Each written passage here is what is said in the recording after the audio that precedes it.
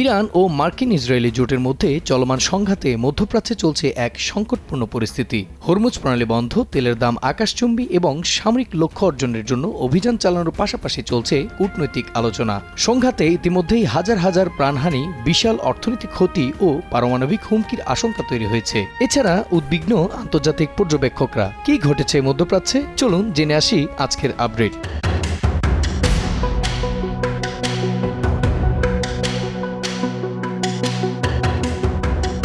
Hormuz প্রণালী পুনরায় না খোলার পরও যুদ্ধ শেষ করতে আগ্রহী মার্কিন প্রেসিডেন্ট ডোনাল্ড ট্রাম্প। তার লক্ষ্য ইরানের নৌবাহিনী ও ক্ষেপণাস্ত্র ভান্ডার দুর্বল করা। আলোচনা চললেও তেহরান প্রকাশ্যে বিভিন্ন অবস্থান রাখছে। ট্রাম্প ও মার্কো রুবিও কূটনৈতিক সমাধান পছন্দ করছেন, তবে প্রণালী বন্ধ থাকলেও ইরানকে বাস্তব পরিণতির মুখোমুখি হতে হবে বলেও সতর্ক করেন।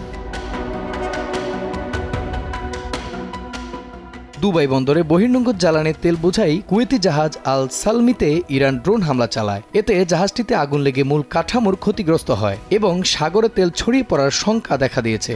এতে কেউ হতাহত হয়নি এবং জাহাজের ২৪ জন ক্রু সদস্যই নিরাপদ আছেন। জাহাজটিতে প্রায় ২০ ব্যারেল তেল পরিবহনের ক্ষমতা রয়েছে, যার বর্তমান বাজার মূল্য $২০ কোটি বেশি।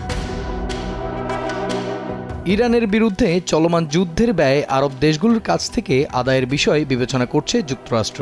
সংঘাতে ইতিমধ্যে ২০০০-এর বেশি মানুষ নিহত ও গুরুত্বপূর্ণ অবকাঠামো ধ্বংস হয়েছে। এছাড়া ইরান হরমুজ প্রণালী বন্ধ করে দেয়ায় বিশ্বজুড়ে তেলের দাম বৃদ্ধি পেয়েছে, আর যুদ্ধের প্রথম মাসেই ব্যয় প্রায় $১৬.৫ বিলিয়ন ছাড়িয়েছে। এই পরিস্থিতিতে অতিরিক্ত বাজেট চাওয়া হয়েছে।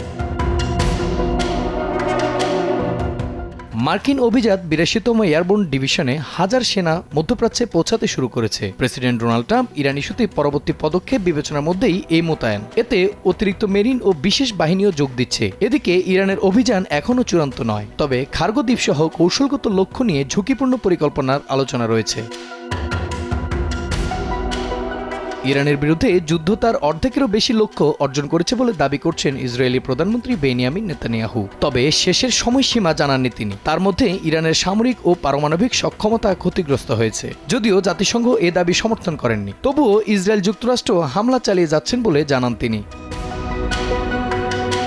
যুদ্ধ শেষে যে কোনো উপায়ে হরমুজ প্রণালী উন্মুক্ত করা হবে বলে হুঁশিয়ারি দিয়েছেন মার্কিন পররাষ্ট্রমন্ত্রী মার্কো রুবিও। সংঘাতে তেলবাজারে চরম অস্থিরতা বিরাজ করছে। কূটনৈতিক আলোচনা চললেও সামরিক লক্ষ্য অর্জনে যুক্তরাষ্ট্র দৃঢ়। ইরানের সামরিক সক্ষমতা ধ্বংসের দাবি করা হয়েছে। প্রয়োজনে আন্তর্জাতিক জোট গঠন করে প্রণালী খুলতে বাধ্য করা হবে বলেও জানান তিনি।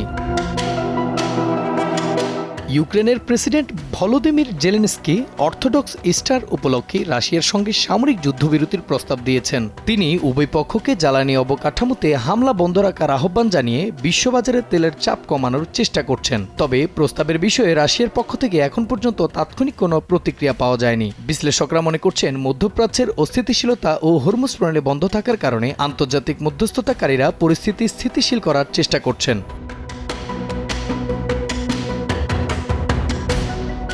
এদিকে রাশিয়ার ডেপুটি চেয়ারম্যান দিমিত্রি মেদভেদেভ সতর্ক করেছেন, ইরান ও ইসরায়েলের মধ্যে পারমাণবিক সংঘাত অনিবার্য হয়ে পড়েছে। তিনি মার্কিন যুক্তরাষ্ট্র ও ইসরায়েলের সাম্প্রতিক সামরিক পদক্ষেপকে দায়ী করেছেন। মেদভেদেভ বলেন, চলমান অভিযান অঞ্চলের শক্তির ভারসাম্য ভঙ্গ করছে এবং পারমাণবিক বিপর্যয়ের ঝুঁকি বাড়াচ্ছে। এছাড়া ইরান ও পশ্চিমা দেশগুলোর হামলায় ইতিমধ্যে ব্যাপক ক্ষয়ক্ষতি ও প্রাণহানি ঘটেছে।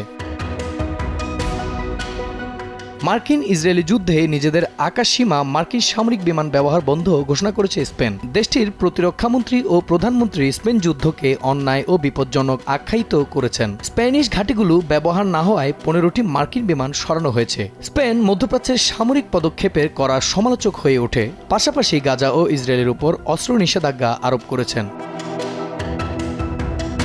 যুক্তরাষ্ট্র ও ইসরায়েলের আগ্রাসনের বিরুদ্ধে জনগণের স্বতঃস্ফূর্ত অংশগ্রহণকে জাতীয় ঐক্যের প্রতীক হিসেবে উল্লেখ করেছেন ইরানের প্রেসিডেন্ট মাসুদ পেজেশকিয়ান। তিনি বলেন, যুদ্ধের কোনো সমাধান কেবল ইরানের জাতীয় স্বার্থ, সার্বভৌমত্ব ও নিরাপত্তা রক্ষা নিশ্চিত করার পরেই হবে। মন্ত্রিসভা বৈঠকে জরুরি সেবা সরবরাহ ব্যবস্থা এবং সশস্ত্র বাহিনীর প্রতিরোধমূলক সক্ষমতা পর্যালোচনা করা হয়েছে।